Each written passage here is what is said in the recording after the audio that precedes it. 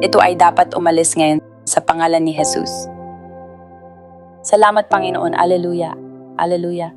Noong 2020, ako ay na-diagnose ng clinical depression na may psychosis. Dahil sa matinding pagnanais kong magpakamatay, ilang beses kong sinubukang kunin ang sarili kong buhay, kaya ako ay inilagay sa suicide watch. Pagkatapos, noong 2021, binago nila ang aking diagnosis at ginawa itong bipolar disorder. At iyon ay isang napakahirap na panahon para sa akin. Wala akong anumang kapangyarihan o kontrol sa aking isipan. Napakahirap mabuhay. Para sa akin, para bang mas mabuti pang mamatay na lang dahil pakiramdam ko ay wala nang ibang solusyon.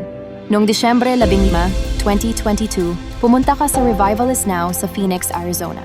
Naisip ko, nasubukan ko na ang therapy, nasubukan ko na ang mga gamot. Nakapunta na ako sa humigit kumulang 6 na magkakaibang mental hospital dahil tuluyan na akong nawala ng kontrol. Naisip ko, ano pa ba ang mawawala sa akin? Malapit na sa pagtatapos ng programa noon at hindi ko talaga inaasahan na tatawagin mo ako. Ang bawat espiritu ng insomnia, bawat espiritu sa likod ng mga sakit at problema sa pag-iisip ay dapat umalis ngayon. Wala nang problema sa iyong isipan, magkaroon ka ng kapayapaan sa iyong isipan ngayon sa pangalan ni Jesus. At pisikal kong naramdaman na ang mga demonyong nagpapahirap sa akin sa aking isipan ay umalis. Pero hindi ako nanatiling konektado pagkatapos noon. Parang sinabi ko lang, "Salamat Jesus, natanggap ko na ang aking himala, paalam." Pagdating ng 2024, doon nagsimulang ilagay ng Diyos sa aking puso na bumalik. Nagkaroon ka ng isang serye noong nakaraang taon tungkol sa pagkakaroon ng otoridad sa isipan at sa pagbabago ng isipan. Naisip ko, talagang kailangan ko iyon dahil bagamat ako ay napalaya na, tila patuloy pa rin ang aking pakikipaglaban. Nagsimula akong manood ng mga pagtuturo at noong 2024 sinabi niya, "Nais kong ikaw ay maitanim sa ilalim ng ministeryo ni Apostle Catherine Crick."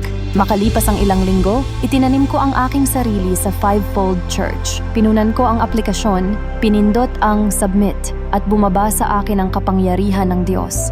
Pakiramdam ko ay sa wakas ay naunawaan ko kung ano ang ibig sabihin ng mapasailalim ng anino ng anointing at iyon ay napakalakas. Dumalo ako sa Flourish Conference sa Dallas, Texas at ako ay napalaya mula sa mga makademonyong ugnayang pangkaluluwa at sa mga salitang sumpa na binigkas laban sa aking buhay. Ako rin ay nahirapan sa pagtulog at nagkaroon ng insomnia. Ngayon ay nakakatulog na ako, luwalhati sa Diyos. Kapag may demonyong nanggugulo o umaatake sa akin, bumabalik lamang ako sa mga pagtuturo. Pinapanood ko ang mga ito, pinagninilayan at iniisip ang mga talatang binanggit nyo. Nakikita kong umaalis ang mga demonyo na parabang sinasabi nila, hindi na namin kaya siya ngayon dahil siya ay sinasanay. Hindi na ito madali para sa kanila. Lubos akong nagpapasalamat dahil wala akong ganitong kaalaman noon.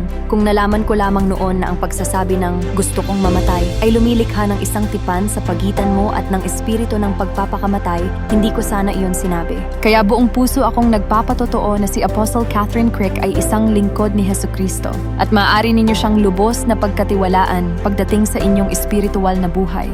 Kaya nais ko kayong parangalan sa iyong oo sa Diyos at sa katotohanang ang kalayaan at kagalingang aking tinanggap ay dumating dahil ikaw ay handang ialay ang iyong buhay. Kaya maraming salamat at ibinibigay ko ang lahat ng kaluwalhatian sa Diyos sa pamamagitan ng patotoong ito.